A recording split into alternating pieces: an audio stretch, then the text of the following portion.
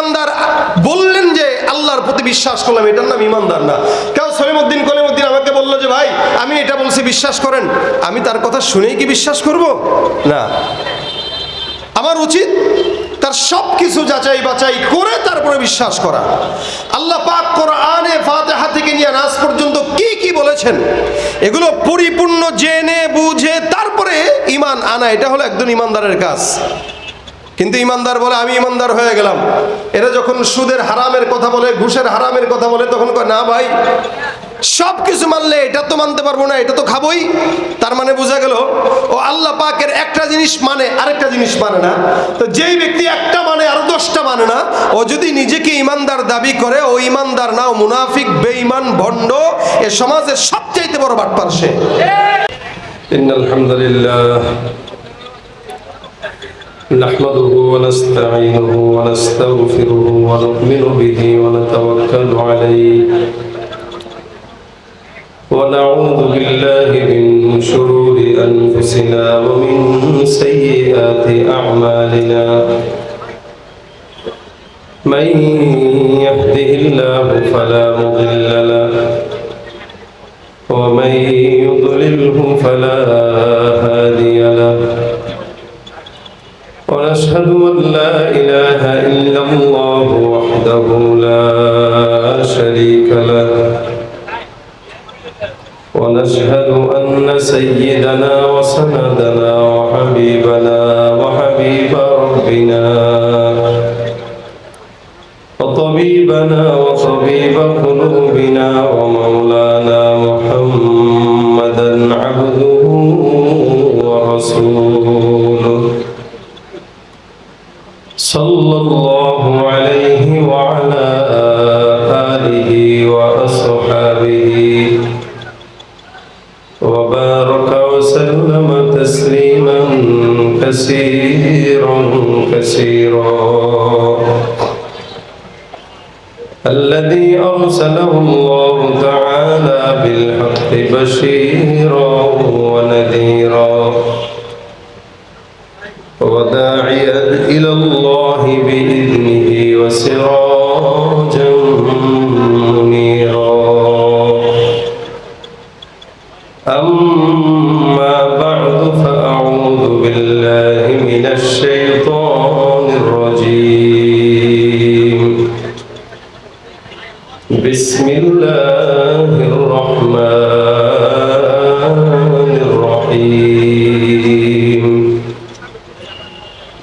إن الله وملائكته يصلون على النبي يا أيها الذين آمنوا صلوا عليه وسلموا تسليما وقال النبي صلى الله عليه وسلم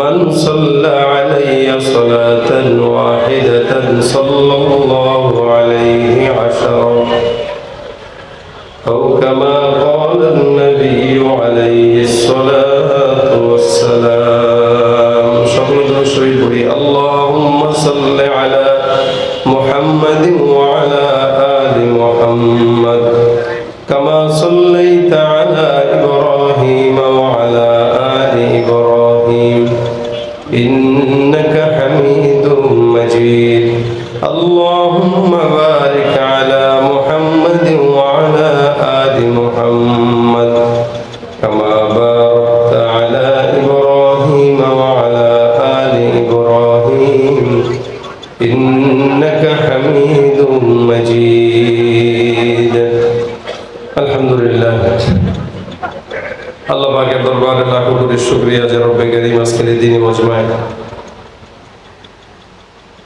আজকের এই মুহূর্তে মজলিসে হযরত মাওলানা মুফতি মফিজুল ইসলাম সাহেব রাহমাতুল্লাহ আলাইহি এর মাগফিরাত কামনায় দোয়া অনুষ্ঠান আসরের নামাজের পরে আমাদের সকলকে বসার তৌফিক দিয়েছেন। কালিমাতুশ শুকর আদায় করি, সকলে বলি আলহামদুলিল্লাহ।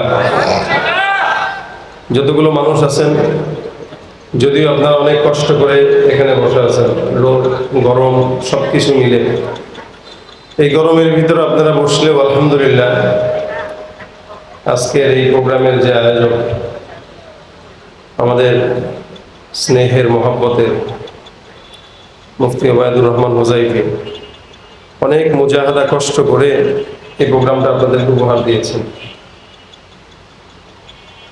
আসলেই যতক্ষণ পর্যন্ত আমাদের বট গাছগুলো আমাদের থেকে সরে না যায় ততক্ষণ আমরা নিজেরা বট গাছ হতে পারি না। মুফতি ওবায়দুর রহমান হুজাইফি এতদিন পর্যন্ত বাবার ছায়ায় ছিলেন। বাবা চলে গেছে, এখন আল্লাহ হয়তো তাকেই বট গাছ বানাইছে, নয়তো এরকমভাবে অল্প সময়ে এত ওলামা একরামের সমাগম কখনো সে করতে পারবে চিন্তাও করে নাই। যেটা তার বাবার কাজ ছিল, বাবার অবর্তমানে আল্লাহ পাক তাকে দিয়ে এই কাজটা করাইছেন। আল্লাহ পাক এর চাইতেও যেন অনেক বড় মজমার কাজ, নেয়ামত তার থেকে আদায় করার তৌফিক দান করে, বলেন আমিন।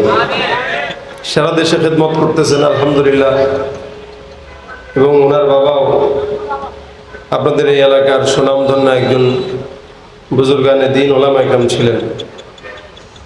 আল্লাহ পাক যেন আজকের এই মাহফিলের মজমার সমস্ত সওয়াব তার বাবার কবরে যেন আল্লাহ পাক পৌঁছায় দেয়, বলেন আমিন। তা আপনারা এই কষ্ট মুজাহাদা করে বসছেন, গরম লাগতেছে, এরপরও আলহামদুলিল্লাহ ফ্যানের আঞ্জাম আছে। তা আপনারা কি এই আয়োজনে খুশি নাকি বেজার আছেন? আপনারা যদি খুশি থাকেন তাহলে স্বতঃস্ফূর্তভাবে জবাব দিয়া বলেন আলহামদুলিল্লাহ। যারা দাঁড়ানো আছেন ছাত্র ভাইরা একটু বসে যান ভিতরে, সবাই ডানে বায়ে ছাত্র ভাইরা বসে যান। ওলামা একরামরাও আছে আলহামদুলিল্লাহ, মজমাটা ওলামা একরামের মজমা, স্টেজে ওলামা একরাম ভরপুর, সামনেও আপনারা ওলামা একরাম অনেকে আছেন, সাধারণ মানুষও আছেন। আমি সবার উদ্দেশ্যে একটা ইমানি মুজাকারা করবো, আমলি মুজাকারা করবো। কোন নসিহত নয়, বয়ান নয়, এখানে বয়ানের জন্য আসাও না, শুধুমাত্র এত চমৎকার একটি ওলামা একরামের মজলিসে নিজেকে সামিল রাখার জন্য আসা।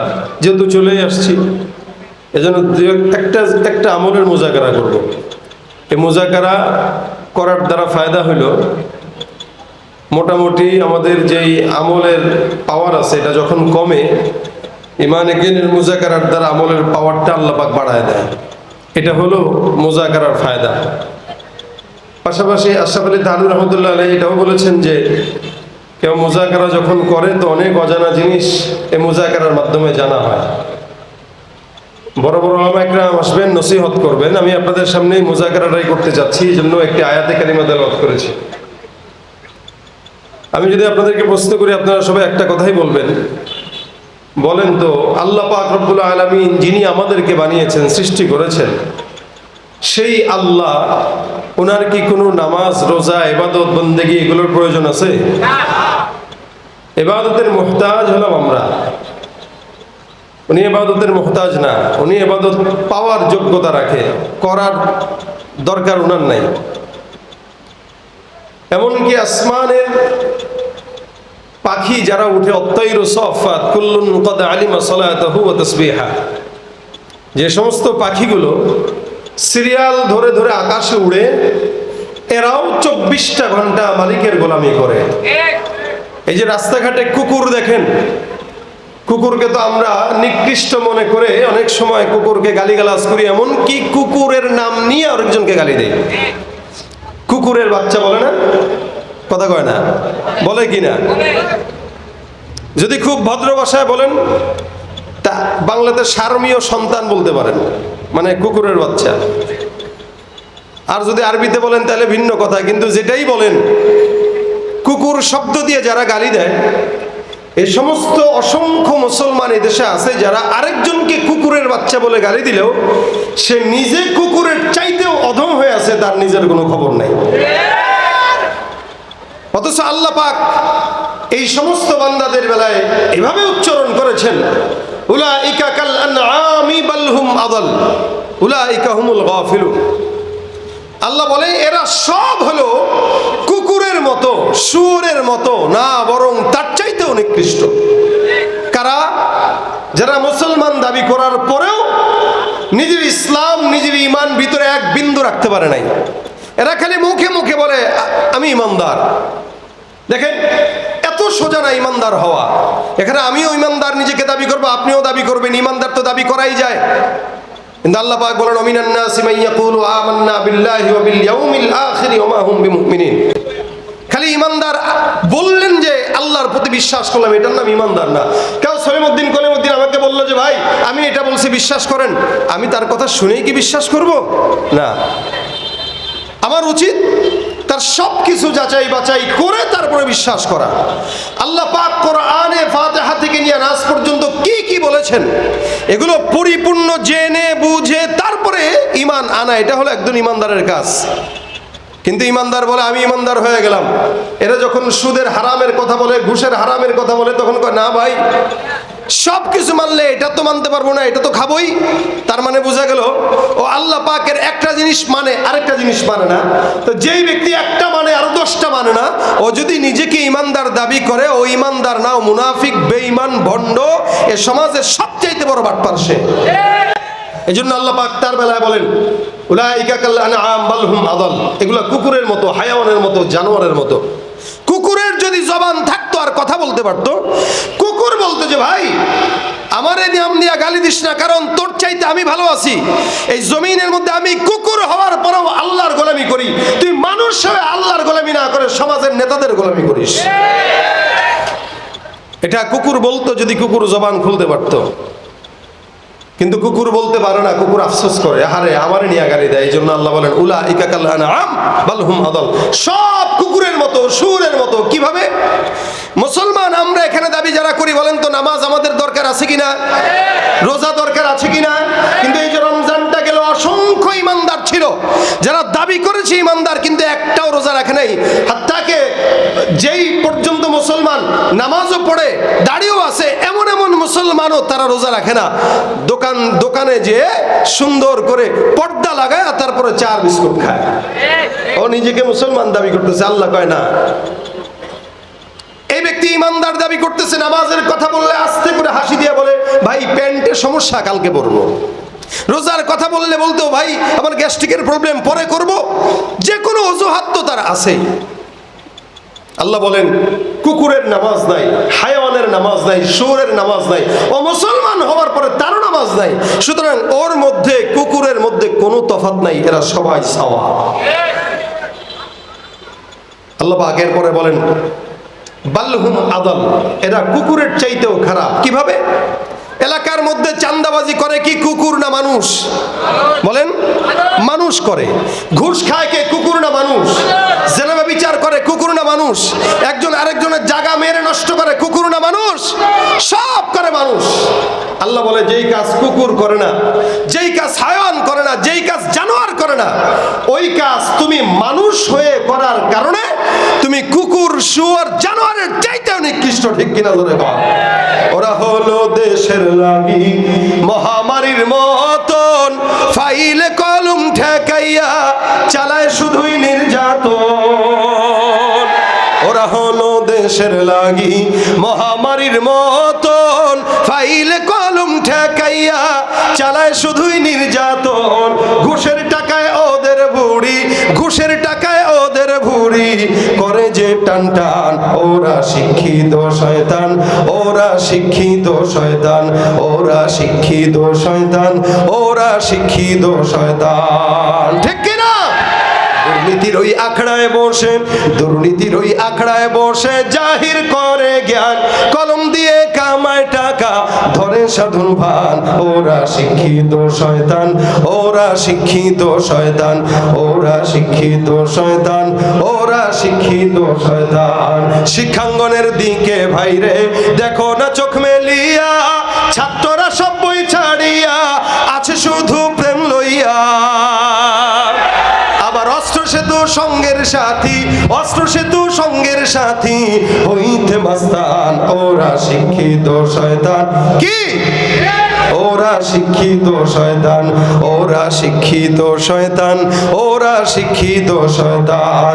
পীরগিরিয়ার মাজার পূজা চলছে দেশটা জুড়িয়া, শিরকি আর ভণ্ডামিতে দেশটা গেছে ভরিয়া। পীরগিরিয়ার মাজার পূজা চলছে চলছে দেশটা জুড়িয়া, সেরেকি আর ভণ্ডামিতে দেশটা গেছে ভরিয়া। গাজার কলকি টান মারিয়া, গাজার কলকি টান মারিয়া দেখা খাজার শান।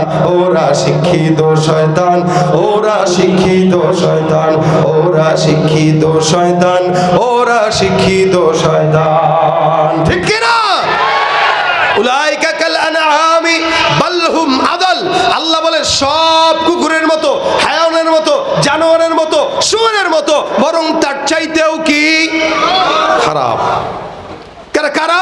যারা সমাজে মুসলমান দাবি করেও ঈমান আনে না, নামাজ পড়ে না, রোজা রাখে না, যাকাত দেয় না, ইবাদত করে না। ইবাদত করব আমরা, আল্লাহ পাক আমাদের ইবাদত গ্রহণ করবেন। আল্লাহর কোনো ইবাদতের দরকার নাই। কিন্তু হ্যাঁ, ছোট্ট একটা ইবাদত আল্লাহ নিজে করে, যেটা আল্লাহ পাক কোরআনে স্পষ্ট বলেছেন। আল্লাহ বলেন, ইন্নাল্লাহা ওয়া মালাইকাতাহু ইউসাল্লুনা আলান নবী। নিশ্চয়ই আল্লাহ আর আল্লাহর ফেরেশতা ওই আল্লাহর হাবিব পয়গম্বর মুহাম্মদুর রাসূলুল্লাহ সাল্লাল্লাহু আলাইহি ওয়াসাল্লামের উপরে দুরূদের আমল করে। সুবহানাল্লাহ। কে করে? আল্লাহ আর আল্লাহর ফেরেশতা। এটা আল্লাহ পাক স্পষ্ট কোরআনে বর্ণনা করেন। শুধু তাই না, আল্লাহ পাক বান্দাকে আদেশ দিয়ে দিবেন, ইয়া আইয়ুহাল্লাযীনা আমানু সাল্লু আলাইহি ওয়া সাল্লিমু তাসলিমা। এ মুমিন, তোমরা ওই নবীর উপর দুরূদের আমল করো। কেন? রাসূল বলেন, কেউ যদি জান্নাতে আমার পাশে থাকতে চায়, কেউ যদি জান্নাতে আমার পাশে থাকতে চায়, এই যে পাশের ঘরে, রাসূল সাল্লাল্লাহু আলাইহি ওয়াসাল্লাম বলেন, আউলান নাসি বিয়াউমাল কিয়ামা, যেই ব্যক্তি সবচেয়ে আমার নিকটে কিয়ামতের জান্নাতে থাকতে চায়, আকসারুহুম আলাইয়া সালাহ। কারা থাকবে? যারা দুনিয়ার জমিনে সবচেয়ে বেশি দুরূদের আমল আমি রাসূলের উপরে করবে। যে ব্যক্তি রাসূলের উপরে দুরূদের আমল করবে বেশি, আল্লাহর নবী বলেন, সে আমার পাশের জান্নাতে একসাথে আমার সাথে থাকবে। সুবহানাল্লাহ। এখানে আমরা অনেক মানুষ আছি, জিকির আজকার করি, অনেক ইবাদত বন্দেগী করি, কিন্তু আমরা জানি না নবী করিম সাল্লাল্লাহু আলাইহি ওয়াসাল্লামের জিকির, রাসূলের নামের দুরূদের বরকত আল্লাহর কাছে সবচাইতে বেশি দামি। কেন? আল্লাহর হাবিব সাল্লাল্লাহু আলাইহি ওয়াসাল্লাম এই কথাও বলেন, কোন বান্দা যখন আমি রাসূলের রওজার সামনে এসে সালাম দেয়, ইয়া রাসূলুল্লাহ আসসালামু আলাইকা ইয়া রাসূলুল্লাহ আইয়ুহান নবী, এই কথা বলে যখন কেউ সালাম দেয়, নবী বলেন আল্লাহ পাক আমার ভিতরে রূহ দিয়া দেয়, তো আমি বান্দার সালামের জবাব আমার জবান দিয়ে নিয়ে নেই। সুবহানাল্লাহ। এরকম একজন বুজুর্গ আহমদ কবির রিফাই একজন নামে ছিলেন, যে 550 হিজরিতে নবী করিম সাল্লাল্লাহু আলাইহি ওয়াসাল্লাম রওজায় গেছেন হজের সফরে। এই হজের সফরে যখন উনি যান, সফরে যাওয়ার পরে রাসূলের রওজায় সালাম পৌঁছানোর জন্য দাঁড়াইছেন। উনি দাঁড়ায় রাসূল সাল্লাল্লাহু আলাইহি ওয়াসাল্লামের কোনো না কোনোভাবে সে বংশ ছিল। রাসূল সাল্লাল্লাহু আলাইহি ওয়াসাল্লামকে ডাক দিয়ে বলতেছেন, আসসালামু আলাইকা ইয়া নবী আল্লাহ।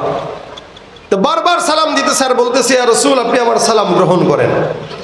উনার পাশে হাজারো হাজী সাহেব যারা নবী করিম সাল্লাল্লাহু আলাইহি ওয়াসাল্লামকে সালাম দেওয়ার জন্য দাঁড়ায় আছে, তারা স্পষ্ট শুনতেছে এই বান্দা রাসূলকে যখন সালাম দিয়েছেন, তো নবী করিম সাল্লাল্লাহু আলাইহি ওয়াসাল্লাম তার রওজা থেকে জোরে উচ্চ কণ্ঠে বান্দার সালামের জবাব দিয়ে দিয়েছে। রাসূল যে জিন্দা, এটা প্রমাণ। নবী করিম সাল্লাল্লাহু আলাইহি ওয়াসাল্লাম কবরের জিন্দা, শুধু তাই নয়, প্রত্যেকটা নবী রাসূল তাদের কবরে জিন্দা। তাদের দেহ মাটি খাইতে পারে না, পোকা খাইতে পারে না, এটা তাদের আলাদা একটা পাওয়ার। তো সেখানে আপনার মতো আমার মতো উম্মত যদি আমরা রাসূল করিম সাল্লাল্লাহু আলাইহি ওয়াসাল্লামের উপর যদি দুরূদ পড়ি, বিশেষ করে ছাত্র ভাইরা এখানে আছে, আমি আমার ওস্তাদদের থেকে শোনা কথা নকল করেই বলতেছি। আমাদের ওস্তাদরা আমাদেরকে বলতেন, বাবা যদি জেহেনের কমতি থাকে তো দুরূদ পড়ো। এলেমের মাত্র শুরু মজমা আমাদের, ছাত্র ভাইরা এখন আস্তে আস্তে কিতাব শুরু হয়ে গেছে। আজকেও আমি আমার ছাত্রদেরকে সর্বেকার ঘন্টায় এটা বলেছি যে ভাই, তোমরা যারা এখানে আছো, অনেকের আমাদের তো এখন জেহেন খুব ইনকিশাফ হয়ে যায়, খালি চতুর্দিকে মুনতাশির, খালি একবার এদিকে একবার এদিকে একবার এদিকে। আমাদের জেহেনের ভিতরে এলেম ঢুকে কম, আর এলেম এমন একটা কৃপণ, আল ইলমু লা ইউতিকা বাদাহু হাত্তা তুতিয়াহু কুল্লাক। এটা এমন কৃপণ, যতক্ষণ তাকে পরিপূর্ণ না দিবে ততক্ষণ আপনাকে সে একটু দিবে না। আপনি তাকে পরিপূর্ণ দিবেন, এলেম আপনাকে অল্প একটু দিবে। এলেমের কাজ হলো কৃপণতা।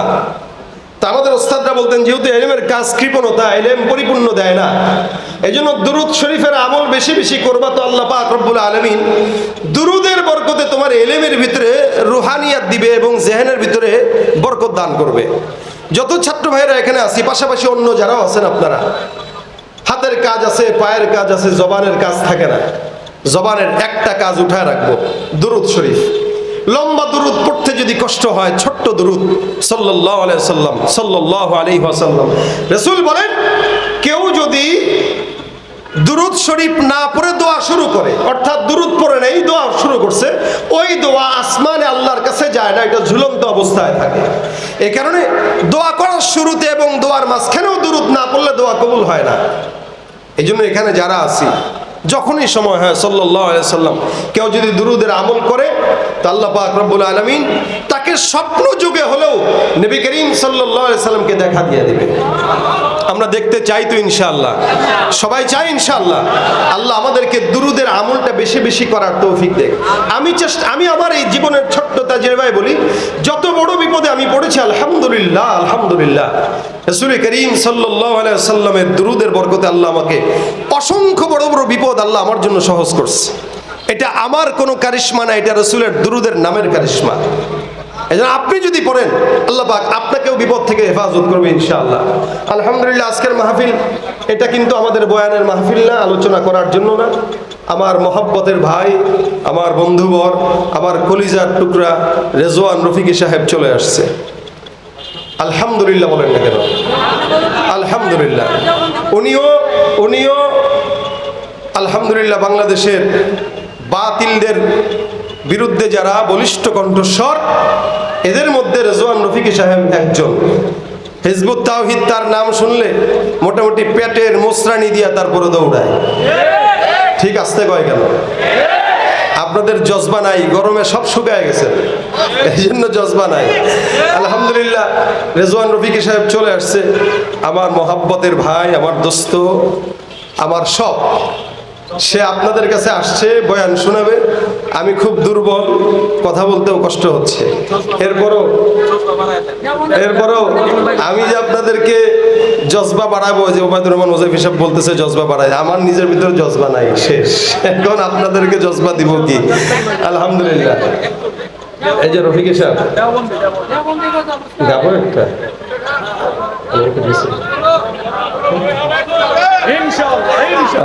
কি গাবো বলেন?